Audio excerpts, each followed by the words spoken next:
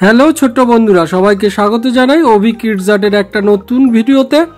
তো আজকে আমরা একটা ইউএসবি যে ফ্যান হয় সেইটা দিয়ে একটা ছোট্ট ড্রয়িং করব। আশা করছি তোমাদের ভালো লাগবে। দেখো, আমাকে প্রথমে এখানে একটা ইউএসবি ফ্যান নিয়ে নিয়েছি। ফ্যানের পাশে দেখো লম্বা লম্বা দুটো দাগ টেনে এই টাইপের লম্বা লম্বা দুটো দাগ দিয়েছি। ছবিটা যদি তোমাদের ভালো লাগে এবং এই টাইপের নতুন নতুন জিনিস তোমরা দেখতে চাও, তাহলে এই চ্যানেল অভি কিডস আর্টে সাবস্ক্রাইব করে রেখো এবং পাশে দেওয়া বেল আইকনটার উপর ক্লিক করে রেখো। তাহলে যখনই আমরা নতুন ভিডিও আপলোড করব তখনই সেটা তোমাদের নোটিফিকেশন বারে চলে যাবে। দেখো, তোমরা দেখে বুঝতেই পারছো ইউএসবি ফ্যানটা দিয়ে আমি কি আঁকতে চলেছি।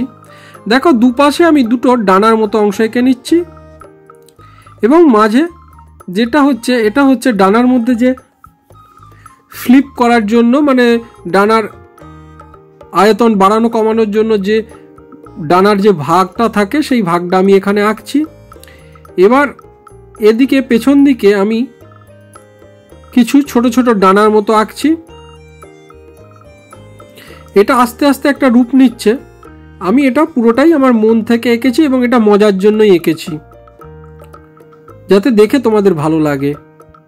দেখো, পেছন দিকে আমি আরেকটা ডানা এঁকে দিলাম। পেছন দিকে তিনটে ডানা সব মিলিয়ে হলো। আশা করছি এবার তোমরা বুঝতে পারছো আমি কি আঁকতে চলেছি। এবার কি করলাম, দুপাশ দিয়ে দুটো চাকা আঁকার জন্য দুপাশ দিয়ে দুটো ডান্ডা টাইপের বার করে চাকা এঁকে দিলাম।